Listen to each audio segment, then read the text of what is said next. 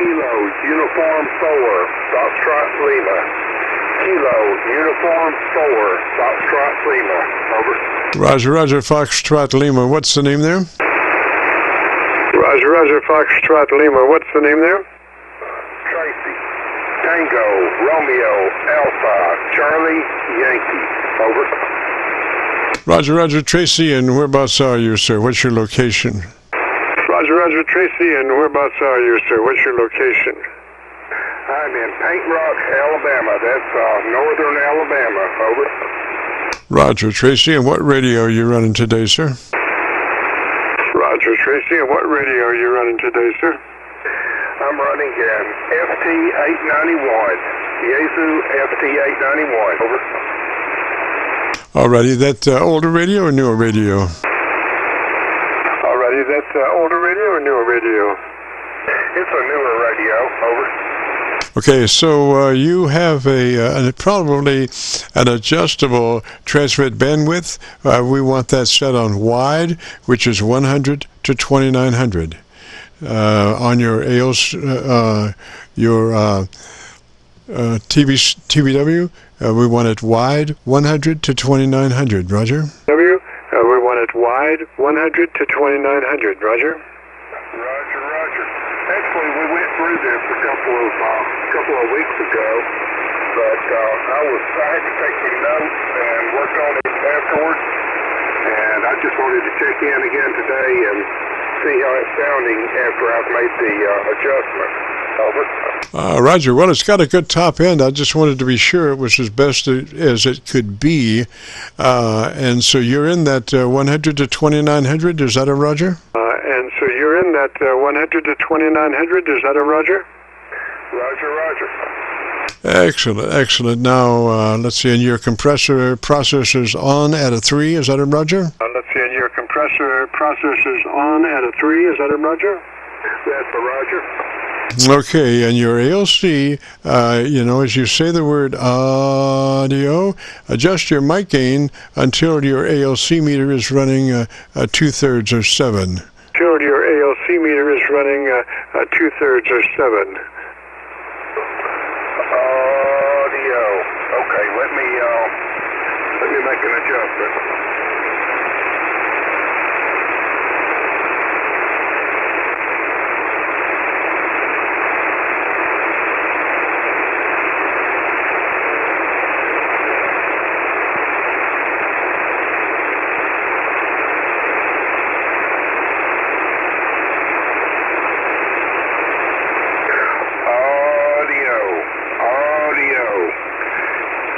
Uniform 4, Foxtrot Lima.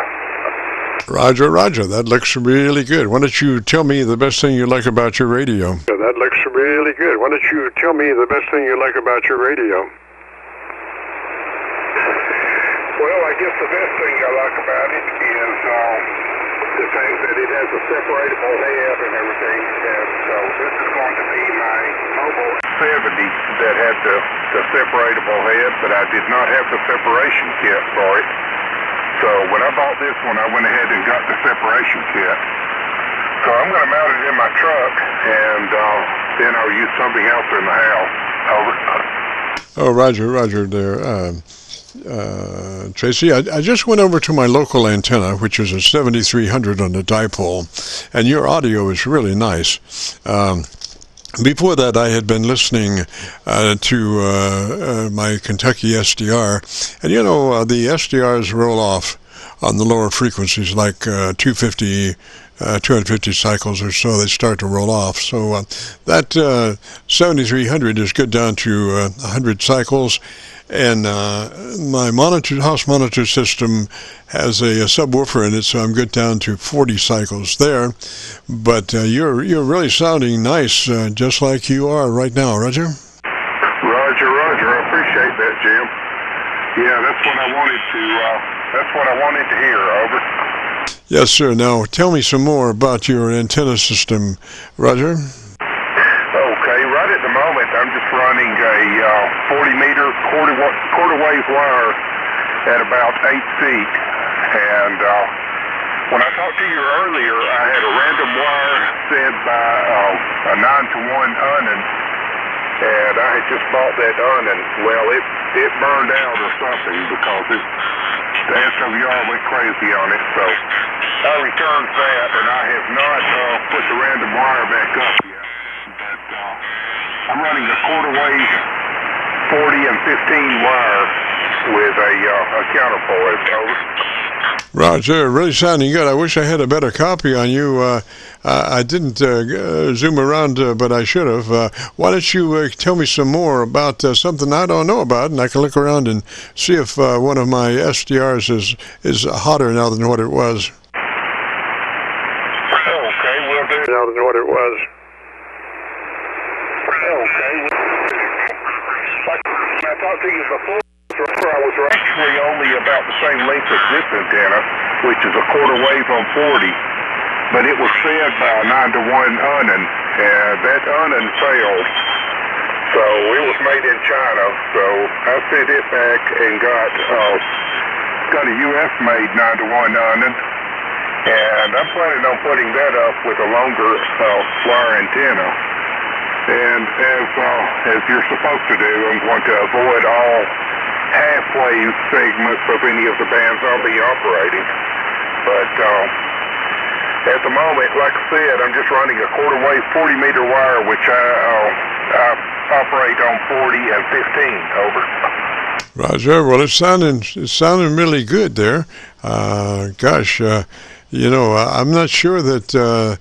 Well, my personal philosophy is the less stuff that you have in the transmission line from one point to the other to blow up, the better you are. So if you are, like in my situation with my dipole antenna, I've only got a very short coil at the bottom of my transmission line going up to my dipole, and there's no way that that's going to blow up.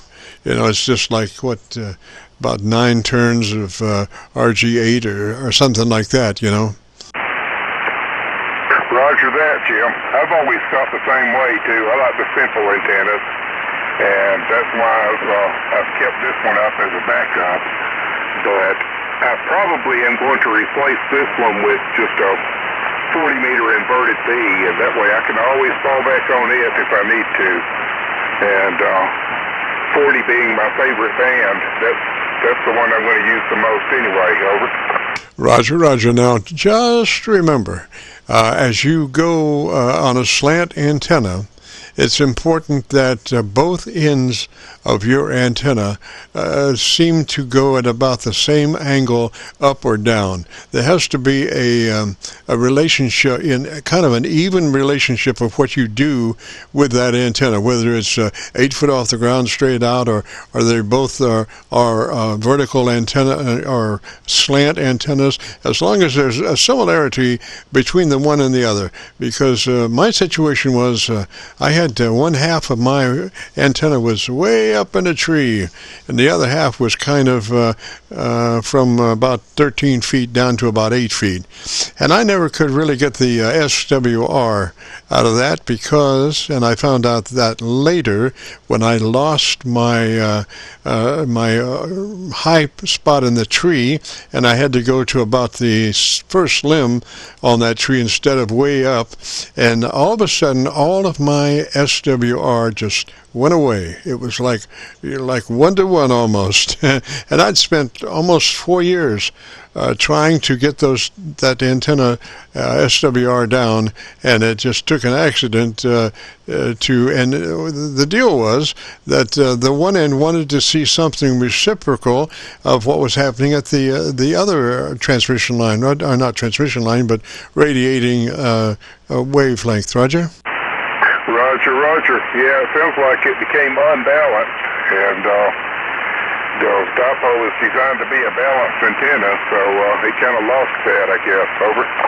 Roger. Well, you would think, now I'm adjusting both ends of that antenna, that I could compromise and get something going, but when you have a dramatic difference between one half of a dipole and the other, you're going to probably have some difficult times in reaching a relative good SWR situation there.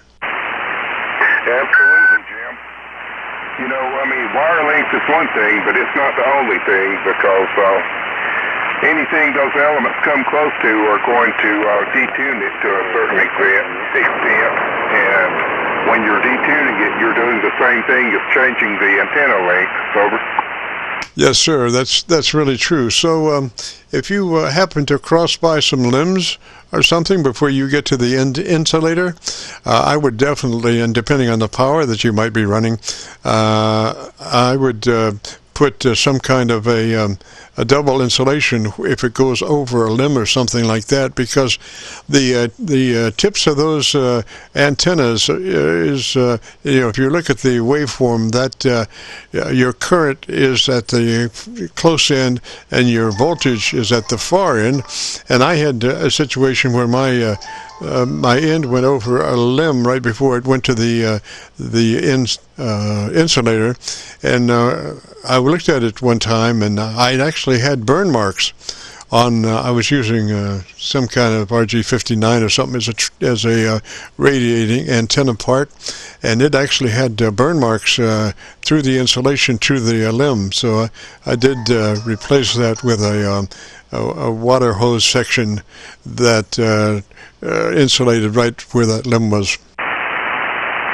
Yeah, roger that. Well, tell me this, Jim. Have you ever considered surreptitiously running a long wire into that park behind your house? Well, it could be, yes, but no. I would prefer that both halves of the dipole be up in the air and be, relative to each other. I've got a pretty good earth ground, so I don't really need to run a ground wire just for being a ground wire. And plus, I'm running, about 5 different antennas up there off the tower for different bands, and they're all unbalanced, right out of the radio. And so I do have a lot of ground wire up in the air. Roger, the negative aspects of the transmission lines are all around up there. Roger. Roger that. Yeah, I have a lot of ground wires on the ground, because I tend to run inset wires for the most part. I have a lot of trees around here, and it's, like you said, pretty difficult to keep it balanced when finding a way around all those trees. And also, my house has a metal roof, so it's actually part of the ground on the antenna I'm running now. Over. Oh, Roger, it would be. So you would be excellent for doing a cloud warmer with all that metal roof, Roger. Roger that. Yeah, that's pretty much the way this antenna is. It's horizontal and not very high, and it's fed against that roof. Over. Roger. Now, you're in Illinois, right? You're running 100 watts? I'm running about 80 watts, and I'm in North Alabama. That's right. I didn't read my notes. Yeah, it's sounding just beautiful. And could I ask why you're running about 80 watts instead of 100 watts? Not that it probably makes any difference. I'm just curious. Right. Okay. Well, I have two ham shacks here, and this is not my main shack. This is the one in the house. My serious ham shack is in my workshop, and I have a big power supply there. But what I have in here is an old Tech power supply, and it does about 20 amps maximum. And this particular radio at 100 watts, it's rated to draw about 23 amps. So I run it at about 80 watts to not exceed 20 amps. Over. Roger. Do you have a voltmeter on that transceiver? Well, it does have one, but I'm not sure how to access it right now. Roger. It could be interesting to take a look at that voltmeter as you move along and excite that radio and see what happens. The first thing, when you exceed the current capabilities of that power amp, you will see a negative fluctuation on the volts. Usually that's the way it goes in general, you know. But as you really exceed the expectations of that power supply, you'll see the volts drop even more. Roger? Roger that. And that would tend to show up on the transmitted signal also. Over. Roger. I'm not sure it would be distorted. It probably would be distorted, and it'd be flat topping and all that kind of stuff. But yeah, and you know, there's not going to be a hair's worth of difference if you run 80 watts or 100 watts. I was just curious why you were running 80. Roger that.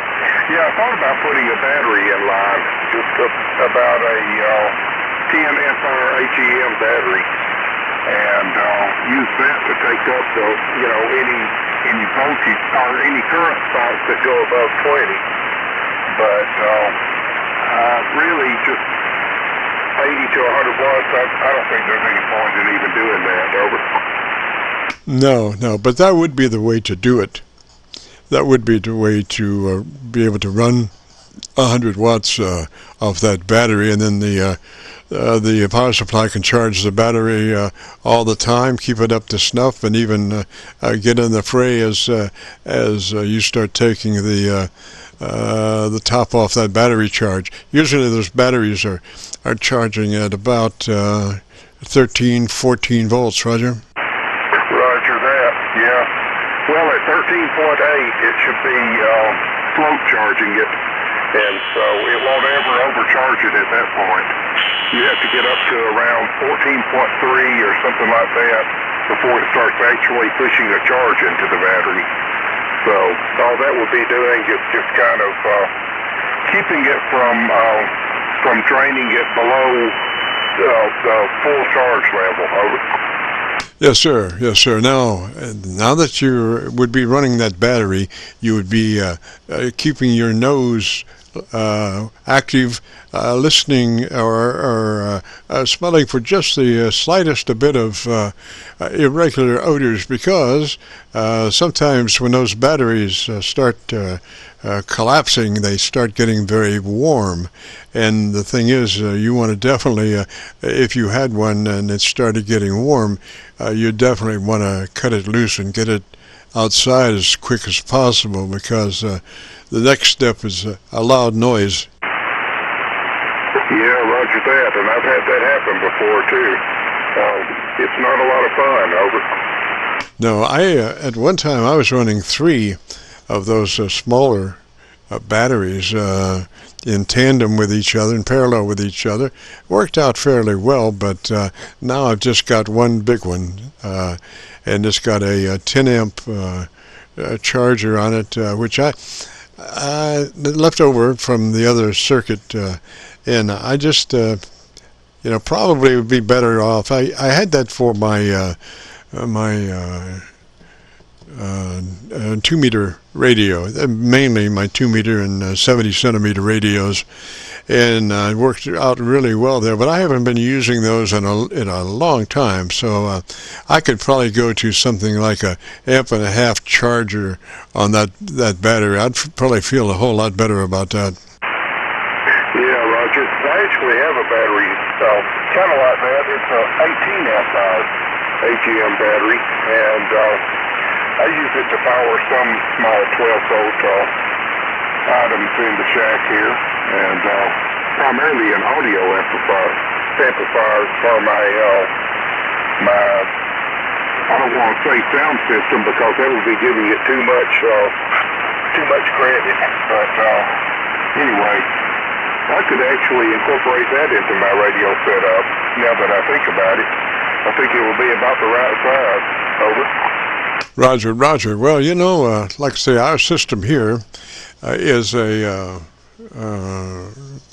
my audio system has a subwoofer in it, which lets it go down to 40 cycles, and I'm right in front of it. I think it's about a 30-watt amp with a subwoofer, and that's all you really need, because you're not halfway across the room. You're just a couple of feet away, so it really makes it just beautiful, right? It's not even, the amp isn't even working hard, Roger. Roger that. Yeah, I'm using just a real small amp that does, it's a stereo amp, and it probably does about 5 watts. That's more than enough, like you said. And I'm using that for my computer audio output, and I'm just using the built-in speaker on the radio at the moment. Yeah, roger that. Well, it sounded really good. I think you'll like your recording, Roger. I wish it was cleaner. I wish we had a better situation with propagation, but it is what it is, Roger. Roger that. Yeah, 40 meters has been down a little bit for the past few days, I've noticed. But, yeah, I'll definitely be listening for that tomorrow. Over. Roger, Tracy. Well, let me say 73 to you, sir. You have a great afternoon, beautiful weekend. If you get a chance, join us next Friday, Roger. Roger. 73, Jim. Good talking with you again. KU4FL. Roger, Tracy, 73, sir. And with that being said, let me check and see if my Elmer's still in there. I am. Well, gosh, any closing thoughts? No, just ground, and look it all up in the free internet. There's YouTube videos. There's everything known to man. And I wish the one guy good luck in getting his 530 all going again. Sound like an interesting individual. But all in all, I want to wish everyone a 73s and look forward to them meeting us here again at 3:30 p.m. next Friday.